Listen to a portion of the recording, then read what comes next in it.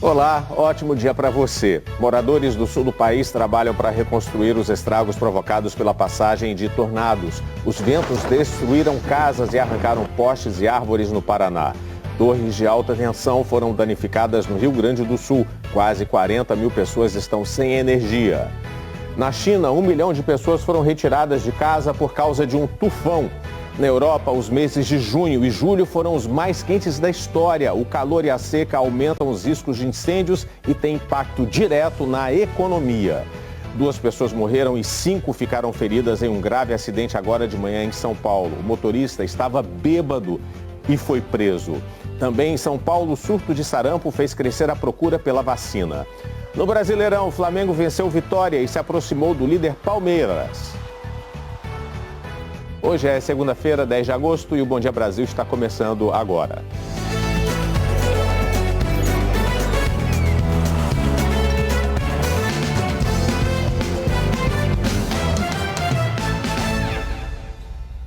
E a gente abre essa edição contando para você que 2 mulheres morreram e outras 5 pessoas ficaram feridas num grave acidente agora de manhã na rodovia Anhanguera, em São Paulo. E de novo, gente, o motorista estava bêbado.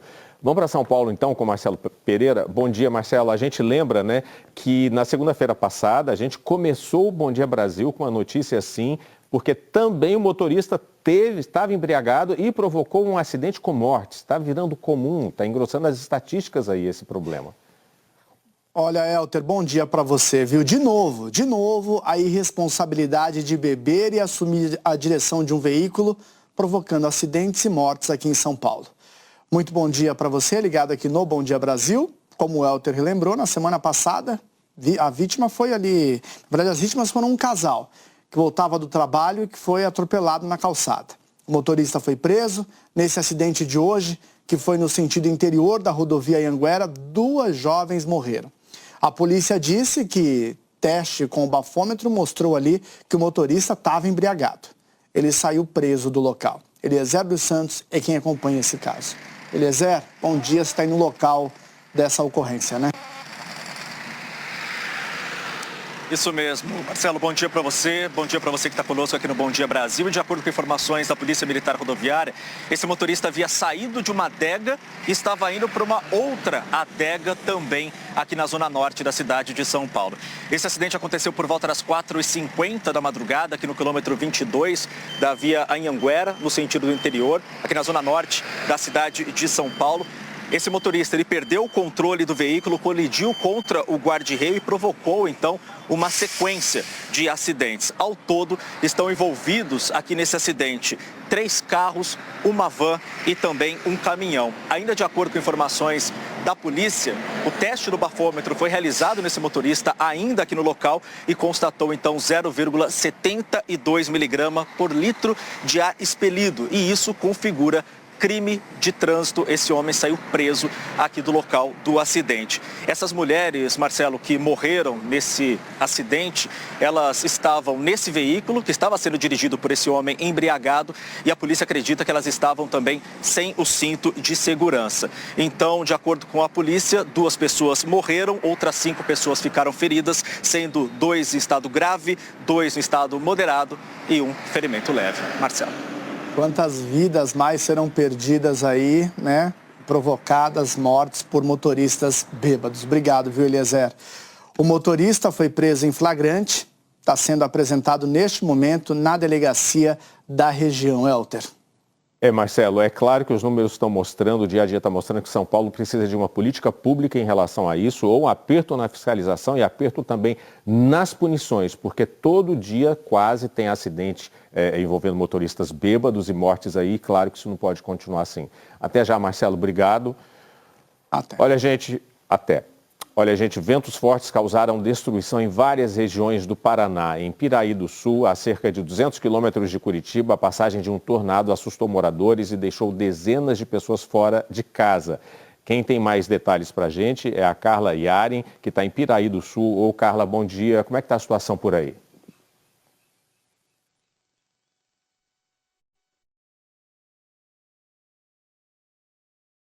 Oi, Elter, tudo bem? Um ótimo dia a todos que nos acompanham. Um cenário que traz total destruição. Estamos em uma das 4 localidades da área rural de Piraí do Sul que sofreram com a passagem desse tornado. Essa era a casa de um morador que, por sorte, não estava em casa no momento da passagem desse tornado. Temos aí apenas destroços agora, né, do que sobrou da casa desse morador, sem contar a força dos ventos que acabou levando aí árvores de raiz e tudo, rede elétrica da região, trazendo muitos estragos em Piraí do Sul. Então, esse tornado passou no sábado, arrancando árvores, devastando casas e trazendo aí muito prejuízo para a população. Foram 4 localidades que tiveram registro aí desse tornado e, segundo o último boletim mais atualizado da Defesa Civil, são 150 moradores afetados, de 20 famílias diferentes. Tivemos o registro apenas de uma pessoa ferida, uma mulher teve ferimentos na perna, de forma leve, foi atendida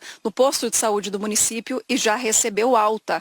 Hoje, Defesa Civil Estadual e também a Prefeitura Municipal estão se reunindo para decretar situação de emergência aqui na cidade de Piraí do Sul.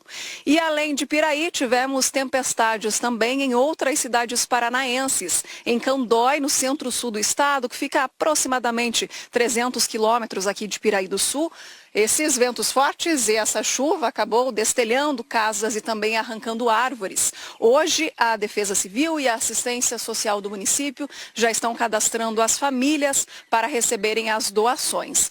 Ontem, domingo, as equipes do CIMEPAR, responsáveis aí pela meteorologia do nosso estado, estiveram aqui em Piraí do Sul para tentar verificar, junto com imagens enviadas pelos moradores, em loco, pegando informações e tirando fotos para entender e classificar a intensidade desse tornado que passou aqui em Piraí do Sul. E ainda segundo dados desse órgão, CIMEPAR, só neste ano de 2026 foram 7 tornados já registrados no nosso estado do Paraná. Uma tristeza sem fim para essas famílias, mas frente à magnitude, à grandiosidade desse fenômeno, tivemos apenas uma pessoa ferida de forma leve aqui na cidade. Voltamos ao estúdio. Que bom, Carla, pelo menos isso, mas de qualquer forma as imagens são impressionantes. Obrigado pelas suas informações. Já já a gente atualiza, claro, a previsão do tempo para todo o país, mas agora eu quero te contar o seguinte, que no Rio Grande do Sul, moradores também sofrem com as consequências da passagem de um ciclone, na última quinta-feira. Quase 40 mil pessoas ainda estão sem luz no sul do estado. A vida ainda não voltou ao normal em Santa Vitória do Palmar e Chuí, no extremo sul gaúcho. Tá muito difícil para trabalho, para tudo, porque não temos internet. Banho tem que ser o banho de canequinha, como eu te disse, luz de velas. Cerca de 38 mil moradores estão nessa situação. As 2 cidades estão funcionando à base de geradores enviados pelo governo do estado e por uma das concessionárias de energia. Ventos de cerca de 90 km por hora atingiram linhas de alta tensão no fim da semana passada. 26 torres de transmissão tiveram danos. Segundo as concessionárias, a operação para recuperar os estragos reúne mais de 90 profissionais, helicóptero e equipamentos de grande porte.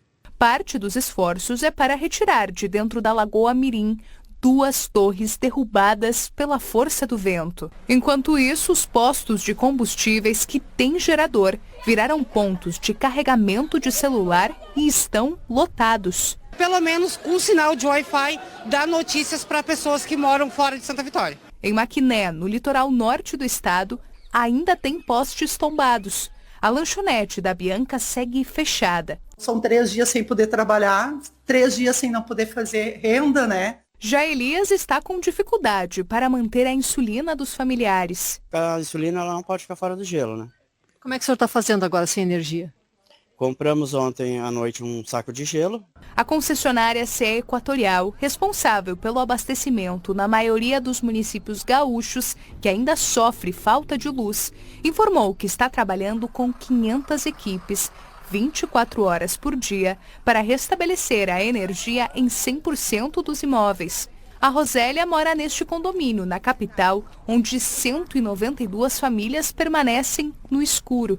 Aqui embaixo eu comprei gelo, botei dentro daquela sacola ali para ver se eu consigo segurar algum alimento, alguma coisa, mas está tudo indo fora, Oi, Priscila, já aqui para falar da previsão do tempo. Bom dia para você, boa semana, tudo bem? Bom dia, Elter, tudo bem? Bom dia, gente. Pois é, a frente fria derrubou temperaturas no sul, né, em parte aqui da região sudeste também. Isso, frente fria que está passando, gente. Nesse momento, falando de chuva no Rio Grande do Sul, a situação está bem mais tranquila, tanto que a gente vê todo o Rio Grande do Sul hoje em amarelinho, sem previsão de chuva, mas o frio veio, tá?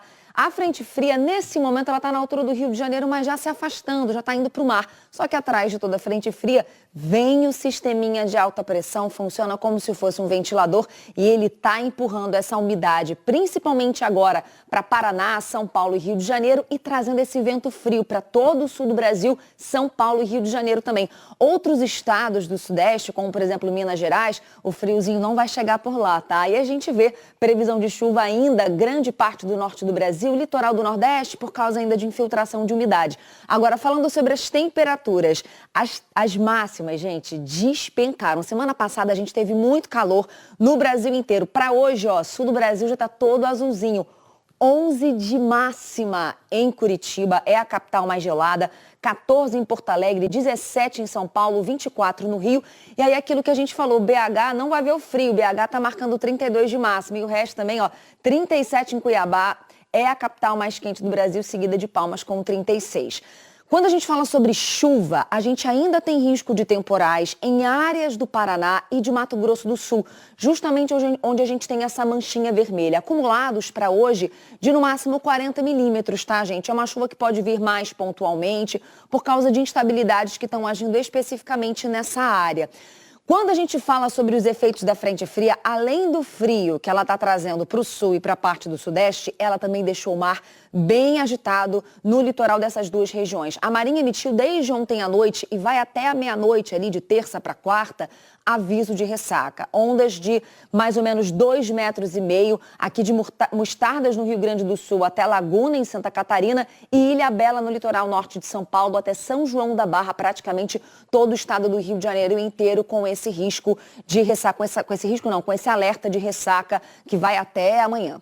Priscila, segundona hoje, como é que ficou a semana toda? Conta pra gente. Então, quando a gente fala especificamente sobre essa chuva, hoje para o Rio Grande do Sul não tem, mas a partir de amanhã, fim do dia, Rio Grande do Sul já volta a ter pancadas isoladas de chuva, tá? A gente tem aqui temporais pontuais no sul do Brasil, vai começar com o Rio Grande do Sul e a partir de quinta-feira já começa a subir ali para Santa Catarina e para Paraná. Vai ter a passagem de uma outra frente fria entre a noite de terça-feira e a madrugada de quarta. É por isso que é uma região que volta a ter risco de chuva.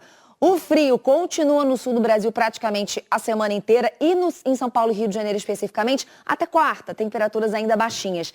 Tempo super seco, gente, a umidade está lá embaixo quando a gente fala sobre centro-oeste e interior do Nordeste também. E calor não tem jeito, norte, nordeste e centro-oeste com temperaturas bem altas ali acima dos 30 graus praticamente na maior parte do Brasil, Elter. A gente se vê amanhã? Com certeza, até amanhã. Então, amanhã a gente atualiza. Gente. Boa semana, obrigado, pra tá? Todos nós. Bom dia. Até. Tchau. A chegada da tempestade Dolphin na China forçou a retirada de 1 milhão de pessoas de casa no leste do país. A tempestade chegou na noite de ontem na província de Tizé de Jiang, com ventos de 150 km por hora, e provocou fortes chuvas e alagamentos, incluindo Xangai, principal polo financeiro do país. Os 2 aeroportos da cidade cancelaram 950 voos. Antes de chegar à China, os meteorologistas estavam tratando o fenômeno como um tufão que veio ganhando força no oceano. Mas aí ele foi rebaixado à tempestade depois que tocou o solo. Ainda assim, as autoridades alertam para a previsão de fortes chuvas e o risco de inundações relâmpago e deslizamentos de terra nos próximos dias. As províncias de Hubei e Henan estão em atenção. E as autoridades na capital Pequim disseram que estão prontas para ajudar a população. A gente continua falando de clima, porque os meses de junho e julho foram os mais quentes, você acompanhou aqui no Bom Dia Brasil, os mais quentes já registrados na Europa Ocidental. Cecília Malan, bom dia para você em Londres. O Bom Dia Brasil vem mostrando as consequências desse calorão com os incêndios, a perda de vidas, muitas pessoas morreram, mas existe um prejuízo econômico que também está sendo calculado. Com certeza, Elter, vocês vêm mostrando e a gente aqui vem sentindo, viu? Um relatório do Laboratório Copérnicos, que monitora as mudanças climáticas, traz um retrato dessa nova realidade ambiental na Europa. A média da temperatura dos meses de junho e julho na Europa Ocidental ficou em 21,6 graus e bateu o recorde do mesmo período de 2022. O calor alimenta os incêndios florestais em vários países e provoca uma seca histórica nos rios europeus, com impactos significativos na economia. Estimativas preliminares para este verão sugerem que o calor de junho custou aos produtores de grãos 2 bilhões de euros em perdas nas safras.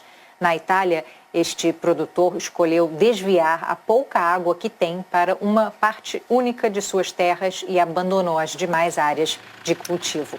Na Catalunha, a colheita de uva começa de madrugada para manter a fruta fresca para a produção do vinho. Caso contrário, o calor estraga. Intensificada pela queima de combustíveis fósseis das atividades humanas, as ondas de calor que atingem a Europa desde o final da primavera matam. Só no fim de junho, estima-se mais de 10 mil mortes. Também, segundo o Laboratório Copérnicos, a temperatura dos oceanos em julho foi a mais alta já registrada.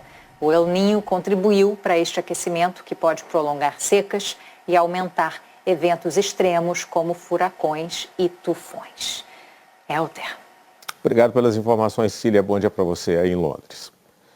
Vai ser enterrado hoje o piloto do helicóptero que caiu no sábado durante um voo panorâmico no Rio. O corpo das 3 turistas colombianas que morreram no acidente estão no IML. O reconhecimento vai depender de exames de perícia.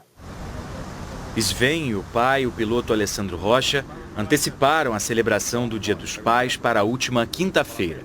É uma notícia realmente muito triste. Ele era uma pessoa muito cheia de vida. Eu achava que meu pai era uma pessoa que vivia realmente para sempre. O comandante Rocha morreu no sábado durante um voo panorâmico. O helicóptero caiu no Parque Nacional da Tijuca, na zona sul do Rio. A família do piloto passou o dia ao lado da família das passageiras aqui no Instituto Médico Legal. Mais parentes das vítimas chegaram da Colômbia neste domingo para acompanhar a liberação dos corpos. As passageiras eram avó, filha e neta. Rocío Cubillos, Wendy Manrique e Sofia Murillo. Turistas no Rio pela primeira vez. Momento difícil, duro. Vitor Manrique, parente das 3 colombianas, disse que o reconhecimento dos corpos vai depender de exames de DNA ou de arcada dentária. Ele reclamou por não ter sido chamado pela polícia para depor. Eu estava aí, eu contratei o serviço. Eu sei como foram as características da toma do serviço. Sei todo o que sucedeu. A Polícia Civil vai intimar representantes da empresa VRP, dona do helicóptero, para depoimentos nos próximos dias. Segundo a ANAC, a documentação da aeronave estava em dia. O comandante Rocha tinha 20 anos de experiência e trabalhava na empresa há 1 mês. A câmera que gravava a cabine durante o voo ficou intacta de acordo com a Polícia Civil. O equipamento está com militares do Centro de Investigação e Prevenção de Acidentes Aeronáuticos, o CENIPA. Esse ano, 13 pessoas morreram em 4 acidentes com helicópteros na cidade do Rio. Ontem, moradores da Zona Sul protestaram pelo fim de voos panorâmicos. São voos turísticos e panorâmicos que não podem mais, como em vários outros lugares do mundo, não podem sobrevoar áreas urbanas. Esse especialista em gerenciamento de risco sugere uma revisão das regras para helicópteros no Rio. Hoje, pilotos falam entre si, via rádio, para saber por e para onde voam. Diferente do que acontece com aviões, acompanhados pelo controle de tráfego aéreo. Isso fica por conta de cada piloto, eles precisam se entender no ar. Ele tem dificuldade de visualização, depende de um rádio muito disputado. São complicadores que precisam ser avaliados porque o tráfego aéreo aumentou muito. A seguir, o Congresso volta hoje ao trabalho e na pauta a medida provisória da taxa das blusinhas. Foi preso em Natal o ex-marido da ativista Maria da Penha por descumprir medida protetiva. A gente mostra também como o crime organizado está usando cada vez mais negócios formais e o mercado financeiro para esconder o dinheiro do tráfico de drogas. E um ataque de drones ucranianos em larga escala deixa 13 mortos na região central da Rússia. Agora 8 horas e 49 minutos. começou a sair hoje do papel mais uma etapa do Desenrola. O foco agora são os brasileiros endividados que estão com as contas em dia. Essa nova fase, lançada há mais de um mês, sofreu ajustes para atrair, além dos bancos públicos, também as instituições privadas. Olha, gente, podem aderir cerca de 500 mil trabalhadores informais que têm crédito consignado e 100 mil estudantes graduados pelo FIES. A renegociação é para dívidas de até R$15 mil e os juros são limitados a 1,99% ao mês. Quem participar terá o CPF bloqueado para apostas em bets. O Congresso volta hoje ao trabalho. Vão ser 2 semanas de votações antes das eleições. Na fila está a medida provisória que ficou conhecida como a taxa das blusinhas. Se não for votado, o imposto sobre compras com valor abaixo de $50 volta em setembro. Essa taxa volta em setembro se não for votada. E de Brasília, a Isabela Camargo traz as informações para a gente, né, Isabela? Bom dia. Qual a expectativa por aí? Oi, Elter, bom dia para você. Bom início de semana a todos que nos acompanham. Olha, Elter, os parlamentares deveriam ter voltado do recesso na semana passada, no dia 1º de agosto, mas eles se deram uns dias a mais de folga. E olha só, de agosto a outubro, eles irão trabalhar aqui na Câmara, tanto ali no Senado, apenas 2 semanas que as sessões irão acontecer de debates e votações. A pauta ela ainda vai ser definida. Normalmente essa definição ocorre na terça-feira, na reunião de líderes. Um dos temas que deve mobilizar o Congresso, como você destacava, é a chamada taxa das blusinhas. A medida provisória que zerou o imposto de importação sobre compras internacionais de até $50 perde a validade em 8 de setembro. Se não for aprovada, a cobrança de 20% volta a impactar o bolso do consumidor. Outro projeto que está na fila e que permite usar a receita extra de petróleo para reduzir impostos sobre combustíveis. O governo vai tentar ainda incluir o PL da misoginia. No Senado, a pauta já foi definida. E amanhã vale lembrar que começa a discussão do projeto para o desenvolvimento da indústria de fertilizantes. Elter. Isabela, quero aproveitar a sua presença aqui para a gente falar de um outro assunto que repercutiu aí no fim de semana, né? A declaração do ministro das Relações Exteriores, o Mauro Vieira, cobrando, né, o fim da crise diplomática entre Brasil e Argentina. Pois é, o ministro Mauro Vieira, chanceler brasileiro, deu uma entrevista ao jornal Clarim e disse que as agressões, segundo ele, que estão ocorrendo em relação ao governo Lula, precisam encerrar, que só depois que elas acabarem é que a relação bilateral entre Brasil e Argentina vai voltar à normalidade. Ele destacou que hoje essa relação está acontecendo pelo chamado encarregado de negócios, que na diplomacia tem um cargo inferior ao de diplomata embaixador. O Júlio Bitelli, que é o embaixador do Brasil na Argentina, está no Brasil e, segundo a declaração que foi dada por Mauro Vieira, Bitelli só volta a Buenos Aires quando a relação diplomática for normalizada e essa crise for encerrada. Elter, volto com você. Obrigado, Isabela, pelas informações e bom trabalho para você em Brasília nesta segunda-feira. Ontem, o presidente do Tribunal Superior Eleitoral, o ministro Cássio Nunes Marques, voltou a defender a segurança das urnas no evento em Brasília. Ao longo de 3 décadas, o sistema eletrônico de votação brasileiro consolidou sua credibilidade por meio do aperfeiçoamento tecnológico e de mecanismos de fiscalização e auditoria, garantindo segurança e transparência ao processo eleitoral e aos resultados das urnas. Desacreditar o sistema de votação brasileiro é desconvidar o eleitor brasileiro a participar da maior festa democrática do Brasil. O TSE criou um órgão para monitorar fake news e o uso indevido de inteligência artificial nas eleições de outubro. Esta deve ser a eleição mais digital que o Brasil já teve. As propagandas de candidatos vão circular na internet e nas redes sociais e a expectativa é de que tenhamos uma enxurrada de conteúdo favorável e contrário a candidatos. E boa parte desse material será produzida por inteligência artificial. Aliás, a campanha ainda nem começou, mas isso já está acontecendo. O que nós temos visto nas redes sociais nos últimos meses é o crescimento dos chamados influenciadores artificiais, que são vídeos de pessoas que expressam uma determinada opinião política, criticando um candidato ou falando bem de outro, é um avatar criado por inteligência artificial e muitas das pessoas que acabam comentando, curtindo, compartilhando esses vídeos nem se dão conta que estão, na verdade, interagindo com um ser sintético, artificial. O Tribunal Superior Eleitoral definiu que essas imagens e áudios produzidos por IA têm que chegar para o eleitor com a informação clara de que trata-se de algo artificial, produzido. O TSE também está criando um conselho consultivo que vai assessorar a presidência do tribunal na análise de conteúdos falsos e de fatos que podem levar à desinformação, além da análise dos riscos do uso da IA nas eleições. De acordo com o TSE, o conselho vai ter especialistas das áreas de tecnologia, segurança pública, comunicação, direito, entre outras. Todos são de fora do tribunal. Eles vão se reunir uma vez por mês e também serão consultados quando for preciso, mas não serão remunerados. Para este advogado especializado em tecnologia, a iniciativa é positiva, mas ele faz um alerta. As eleições vão acontecer logo ali em outubro. Isso faz com que esse conselho tenha poucas reuniões para efetivamente poder incidir nos temas que certamente vão aquecer o noticiário daqui até as eleições. Já esta professora de Direito Eleitoral acredita que o Conselho deve ajudar a aperfeiçoar os mecanismos já previstos na legislação sobre conteúdos feitos com IA.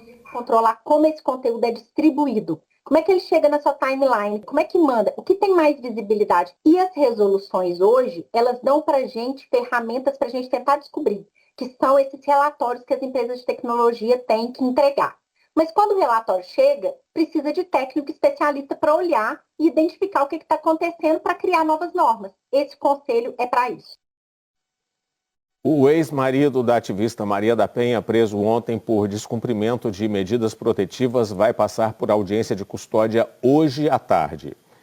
Marco Antônio Herédia Viveiros, de 80 anos, está preso em Natal. Segundo o Ministério Público, ele violou uma decisão da Justiça do Ceará que o impede de divulgar informações sobre o processo de tentativa de feminicídio contra a ex-mulher em 1983.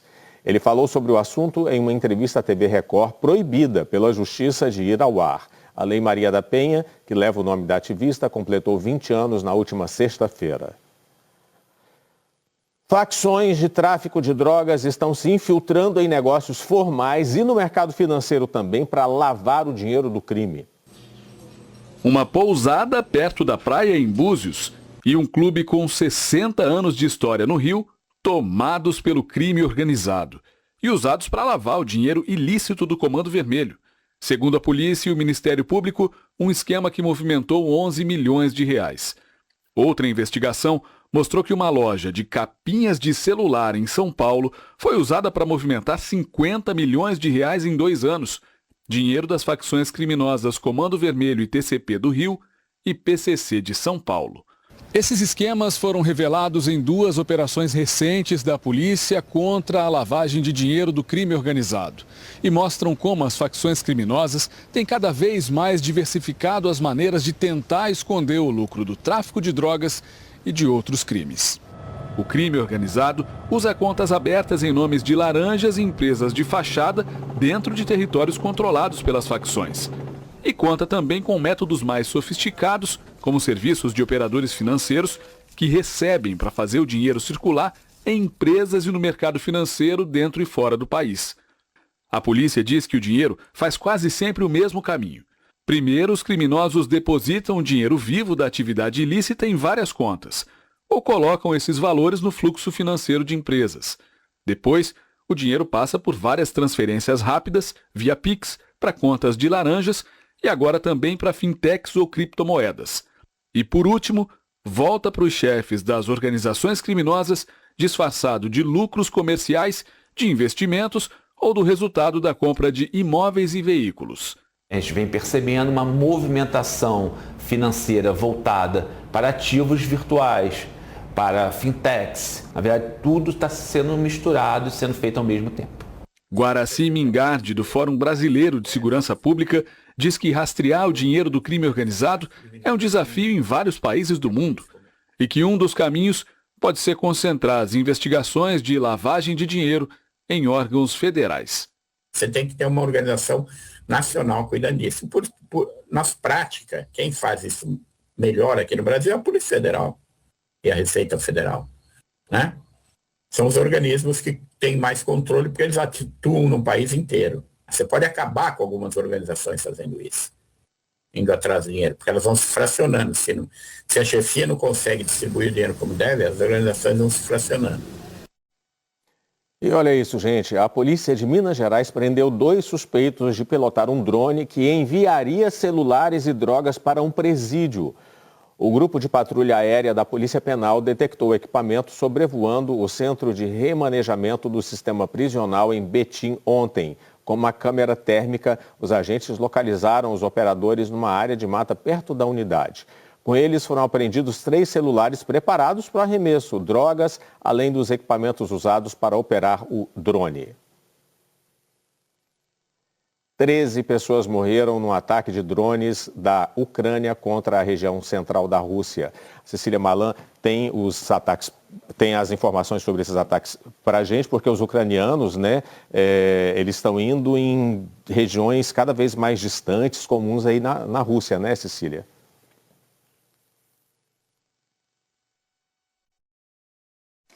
Elter, a guerra prolongada, iniciada há mais de 4 anos por Vladimir Putin, transformou a Ucrânia numa máquina de drones com tecnologia avançada. E o presidente Volodymyr Zelensky afirma que o objetivo é levar a guerra de volta à Rússia. O exército ucraniano diz que atacou uma refinaria de petróleo no Tartaristão, que fica na região central da Rússia. A cidade atingida fica a mais de 1.000 quilômetros da fronteira com a Ucrânia. E, além de refinarias, também abriga uma grande empresa petroquímica. Segundo o prefeito, 13 pessoas morreram, incluindo uma criança, e 39 ficaram feridas. É um dos ataques com o maior número de vítimas civis na Rússia em meses. Promotores russos afirmam que áreas residenciais foram atingidas e abriram uma investigação de terrorismo. Mas os russos também atingem alvos civis. Hoje, um ataque em Kharkiv, segunda maior cidade da Ucrânia, matou 5 pessoas. Elter. Obrigado, Cecília, pelas informações. Olha, e o primeiro-ministro de Israel afirmou que rejeitou o plano do Conselho de Paz de Gaza elaborado pelo presidente americano Donald Trump. Benjamin Netanyahu afirmou que as tropas israelenses não vão deixar o território palestino enquanto o grupo terrorista Hamas não for desarmado. No mês passado, Trump anunciou que um acordo havia sido alcançado para desmilitarizar a Gaza, o que incluía a rendição dos terroristas e a saída dos militares de Israel. Mas aí os dois lados discordam dessa implementação. Um dos integrantes do Conselho de Paz afirmou que o plano de 15 pontos apresentado é a única forma de se avançar. A seguir, o aumento pela procura na vacina contra o sarampo em São Paulo depois da explosão de casos no estado. O Brasil volta a registrar crescimento no número de fumantes e os cigarros eletrônicos estão entre as principais preocupações dos especialistas. E dobrou o número de atendimentos de idosos vítimas de quedas. A gente mostra quais medidas simples dentro de casa a gente pode tomar para evitar esses acidentes que podem ser bastante graves. Agora, 9h07. A preocupação com o surto de sarampo em São Paulo fez crescer a procura pela vacina. Isso é uma boa notícia, né, Marcelo Pereira? Só na semana passada, o dado que eu tenho aqui, não sei se está certo, você me confirma, quase 300 mil pessoas foram imunizadas, é isso? É, Elter. E olha, é importante, as pessoas estão na correria ali nos postos de vacinação justamente para garantir a dose, viu? Em todo o estado já são 23 casos confirmados, gente, da doença só neste ano. A maior parte dos casos registrados aqui na capital. Guarulhos e São Bernardo do Campo, na Grande São Paulo, também tiveram registros da doença. Por isso, a importância de estar em dia com a vacina, que é a única forma de prevenir a doença.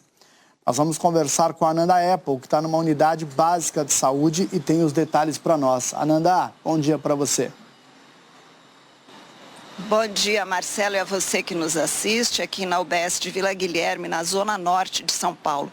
São Paulo tem uma população imensa, o que por si só já explica o aumento no número de casos, e tem também a proximidade com o aeroporto internacional que fica em Guarulhos, com grande circulação de pessoas que vêm de outros países e também de outros estados. Nas últimas semanas, já foram quase 300 mil doses da vacina aplicadas. A intenção é de atingir a meta de 95%.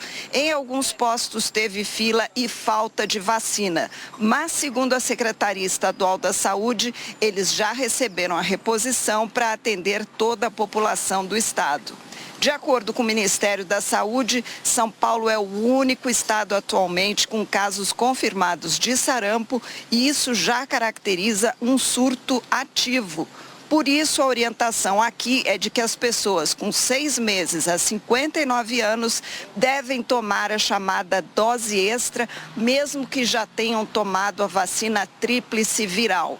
Mas, apesar dos casos estarem aqui em São Paulo, é muito importante a atualização da carteirinha. Isso vale para todo o país. Vamos ver o que diz a diretora da Sociedade Brasileira de Imunização. Essas são as estratégias específicas para São Paulo, para os 3 municípios, para os demais municípios, e o Brasil inteiro tem que cuidar.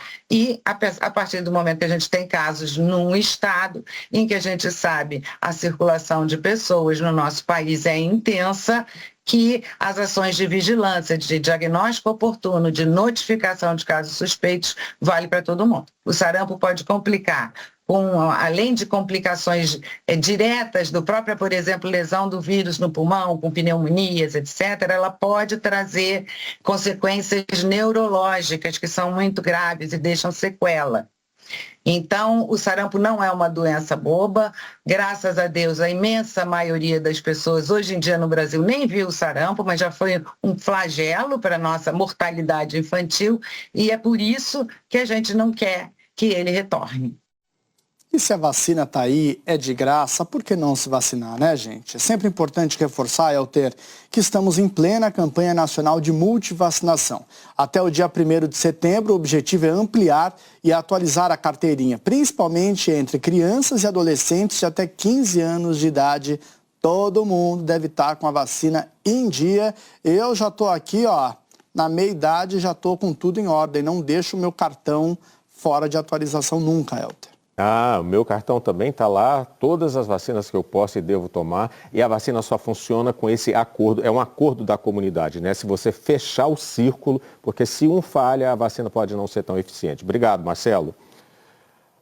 Olha, gente, o SUS incluiu um teste de alta tecnologia para o rastreamento de câncer coloretal. Uma boa notícia. O QR Code, que na tela está do meu ladinho, ó, tem uma reportagem, está aqui do meu lado.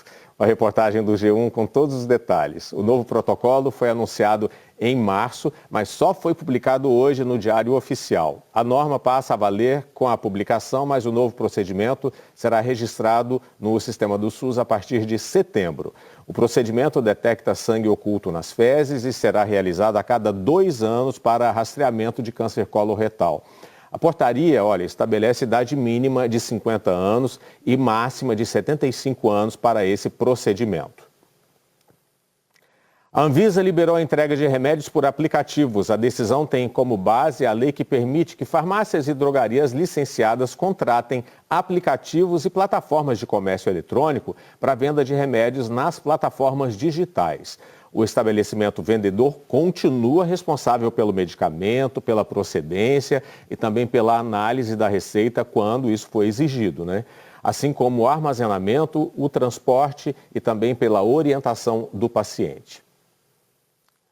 Faz 30 anos que o brasileiro começou a se acostumar com a proibição de fumar em locais fechados. Aí de lá para cá, o endurecimento dessas regras para fumantes fez com que o consumo de cigarro caísse bastante. Mas, infelizmente, pouco a pouco, esse problema de saúde pública parece estar crescendo de novo. O Carlos sempre foi um apaixonado pelo vôlei, mas por 5 décadas carregou um hábito que não combinava em nada com a rotina saudável. Comprou o primeiro maço de cigarro aos 17 anos. Eram as festinhas, as horas dançantes, né? Os barzinhos, né? Então era um ambiente onde se fumava muito. Para tentar mudar essa cultura, em 1996 o Brasil adotou a lei antifumo, que, por exemplo, restringiu o consumo em lugares fechados. Ao longo do tempo foi aprimorada, limitando ainda mais a divulgação, o uso e a venda do cigarro. Quando a lei completou 10 anos, em 2006, quase 16% dos adultos do país fumavam. Em 2021, o índice de fumantes atingiu o menor patamar desde que começou a ser medido, 9,1%. Recentemente, o percentual voltou a crescer e chegou a 11,6% em 2024. Pesquisadores afirmam que o aumento é consequência da popularização dos cigarros eletrônicos. O João Pedro chegou a experimentar, mas logo se deu conta dos riscos. É normal acontecer nas festas, sempre aparece. Então eu já fiz por acaso assim, mas não aconselho, porque é algo que acho que nenhum jovem deve seguir fazendo, porque só traz malefício para a nossa vida. Para este especialista, é preciso investir na fiscalização e em políticas públicas, principalmente para evitar o consumo entre os mais jovens dos cigarros convencionais e dos vapes. Os adolescentes têm facilidade de comprar cigarros avulsos, cigarros picados, em estabelecimentos formais, como padarias, bancas de jornais, etc. Quer dizer, essa lei ela já existe há muitos e muitos anos e ela não é fiscalizada. Quanto mais precocemente você se expor, mais cedo você terá dependência dessa droga. O grande risco dos cigarros eletrônicos de forma mais imediata, que é abrir a porta, o cigarro dobra ou triplica as chances de iniciação no cigarro convencional. O Carlos só parou de fumar aos 69 anos depois de um susto. 4 dias internado com problemas respiratórios. Hoje diz que se pudesse voltar no tempo, faria diferente. Não tentaria o primeiro trago, de maneira alguma. Quem embarca nessa estrada realmente não sabe as consequências que vai ter no futuro. O número de atendimentos a idosos que sofreram quedas em acidentes domésticos praticamente dobrou no ano passado no SUS. Essa é a principal causa de cirurgias no maior hospital público brasileiro de traumas e de ortopedia. Um passo em falso e a vida mudou de repente. Maria Creuza, de 73 anos, passou por uma longa cirurgia e 2 semanas de internação. Ela saiu para alimentar as galinhas no quintal de casa, no interior do estado do Rio. Não viu um tronco no meio do caminho, caiu e fraturou o fêmur. Eu só pensei em gritar meu filho, e fiquei lá caída, até a ambulância chegar para me pegar. Que foi doloroso, hein? Em 2025, o país registrou 48 mil internações de idosos no SUS por causa de quedas. Foram mais de 85 mil atendimentos, quase o dobro do ano anterior. O demógrafo José Eustáquio diz que esses acidentes se tornaram mais comuns nos últimos anos por causa do envelhecimento da população. Em 2000, o Brasil tinha cerca de 15 milhões de pessoas com 60 anos ou mais. Hoje são cerca de 37 milhões. Essa tendência também foi observada na população de idosos com mais de 80 anos. Esse grupo é ainda mais vulnerável às quedas. Os idosos geralmente perdem massa muscular, perdem força muscular e perdem agilidade. Se a pessoa está com problema de visão, ela não enxerga algum obstáculo. Se ela tem Parkinson, se ela tem Alzheimer, diminui a mobilidade. No estado do Rio, os gastos do SUS com internações de idosos por quedas mais que triplicaram na última década. Passaram de pouco mais de 10 milhões para mais de 36 milhões de reais. Aqui no INTO, o maior centro público do país em ortopedia e traumatologia de alta complexidade, as internações de idosos por quedas aumentaram 48% de 2025 para 2026. De cada 10 pacientes, 7 têm 60 anos ou mais. Especialistas dizem que medidas simples de prevenção podem evitar muitos acidentes. Em casa, retirar tapetes soltos, instalar barras de apoio e corrimãos. Usar calçados seguros, de preferência com solado antiderrapante. Os cuidados também envolvem hábitos como praticar exercícios físicos e manter exames de rotina em dia. Grande parte desses pacientes a gente vem acompanhando uma mudança de perfil e eles vêm morando em locais onde eles moram sozinhos ou em famílias com poucas pessoas dentro de casa. Tem que ter cuidado, gente. E ela já está aqui, Débora Gares, bom dia, porque daqui a pouco, depois do intervalo, tem Brasileirão, é isso? Tudo bem? Tudo bom, Elter? Bom dia para você, bom dia para você que nos acompanha. Vamos falar da disputa pelo título, voltou a apertar. O Flamengo derrotou o Vitória e se aproximou do líder Palmeiras, que não saiu do 0-0 contra o Internacional. É rapidinho o intervalo agora, 9 horas e 22 minutos. Comentando da crise na FIFA, tem mais um capítulo aí se desenrolando, é isso? Mais uma situação envolvendo, a gente já conversava, né, sobre esses bastidores. Hoje, a UEFA, que comanda o futebol na Europa, publicou uma carta aberta em conjunto com a Confederação Asiática de Futebol e a CONCACAF, que representa o futebol das Américas do Norte, Central e do Caribe. Nessa carta, as entidades voltaram a criticar o presidente da FIFA, o Gianni Infantino, pela proposta de criar uma empresa para organizar as competições da FIFA com participação de investidores privados. As confederações falam em confiança quebrada e dizem que o Infantino se colocou acima do bem coletivo. Além disso, eles apelam para que haja uma liderança que sirva ao futebol em vez de procurar dominá-lo. A FIFA já tinha desistido do projeto dias atrás, justamente por causa dessas críticas, Elter. Isso, acho que ainda vai longe. Chega aqui para a gente encerrar junto. Bom dia, Brasil. Está aqui comigo. A gente está terminando aqui. Ótima segunda-feira. Muito obrigado pela sua atenção. Você fica agora com o Encontro com a Patrícia Poeta. Até amanhã, gente. Aproveite muito o seu dia. Tchau, tchau. Boa semana. Boa semana.